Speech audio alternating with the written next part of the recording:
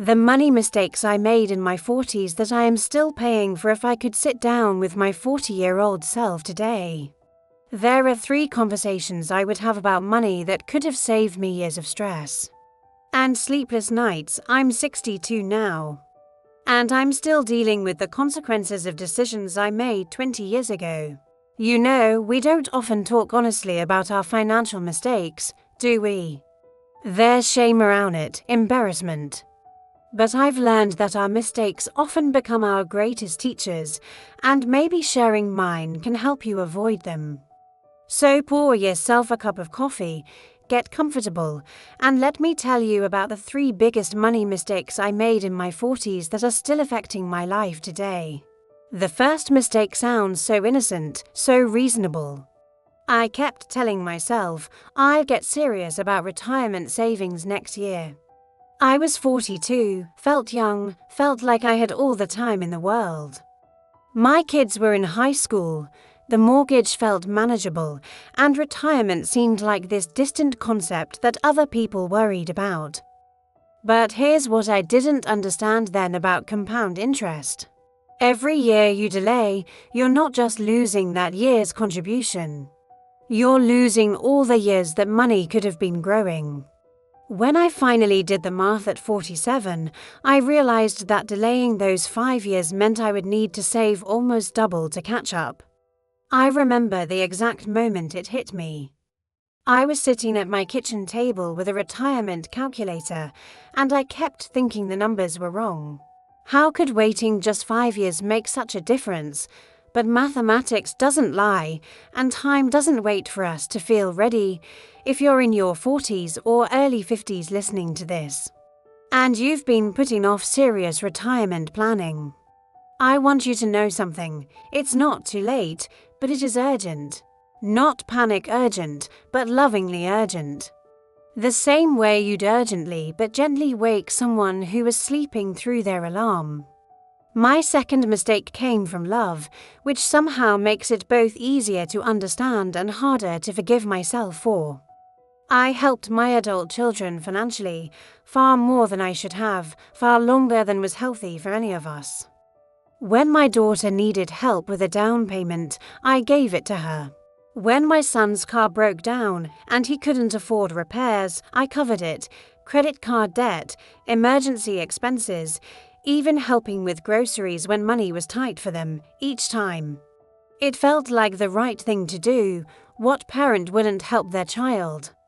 But I wasn't helping them learn to manage money. I was teaching them that Dad would always be there to fix their financial problems, and I was quietly draining my own future security to do it. The wake-up call came when I realized I had given them over $40,000 in various forms of help over 5 years, money that should have been going to my retirement, my emergency fund, my own financial security.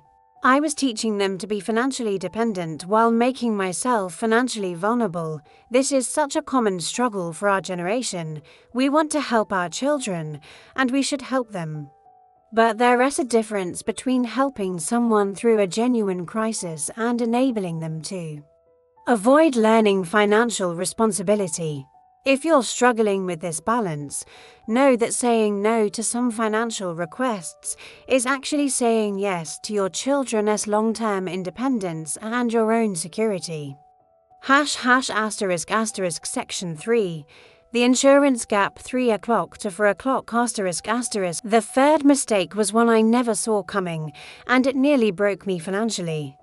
When I changed jobs at 48, there was a 3-month gap in my health insurance coverage. I was young, healthy, felt invincible. What could happen in 3 months?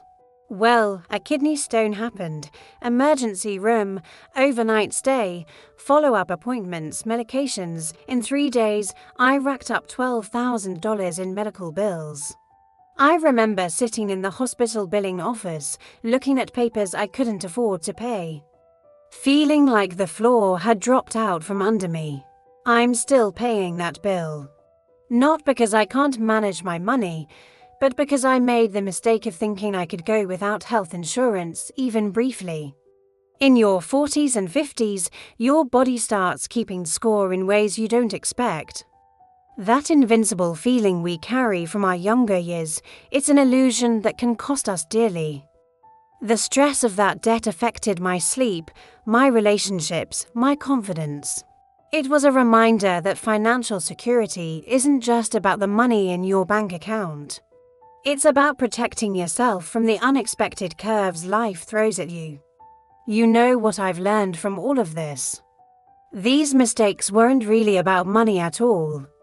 They were about how I saw time, how I understood love, and how I balanced optimism with reality.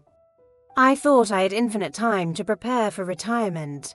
I thought helping my children financially was always loving. I thought being healthy meant being invulnerable. These weren't financial mistakes as much as they were life perspective mistakes that showed up in my bank account. The beautiful thing about being in our 50s and 60s is that we finally have enough life experience to see these patterns clearly. We can spot the difference between hope and wishful thinking. We can love our children without rescuing them from every difficulty. We can be optimistic about our health while being realistic about protection. If you're listening to this and recognizing your own story in some of these mistakes, please be gentle with yourself. We all make financial decisions based on the information and emotions we have at the time. The goal isn't to beat ourselves up about the past, but to use that wisdom to make better choices moving forward. Maybe you're 45 and realizing you need to get serious about retirement. Maybe you're 55 and learning to say no to some financial requests from adult children. Maybe you're looking at your insurance coverage with new eyes. Whatever it is, today is a good day to start making changes. Your future self will thank you for the courage to face these issues honestly today. And remember, it's never too late to start taking better care of your financial well-being. We're all still learning, still growing, still becoming wiser. If this resonated with you, I'd love to have you subscribe to Seniors Matter. We're building a community of people who believe that wisdom comes from experience and that sharing our stories helps all of us live better. Until next time, take care of yourself and your future.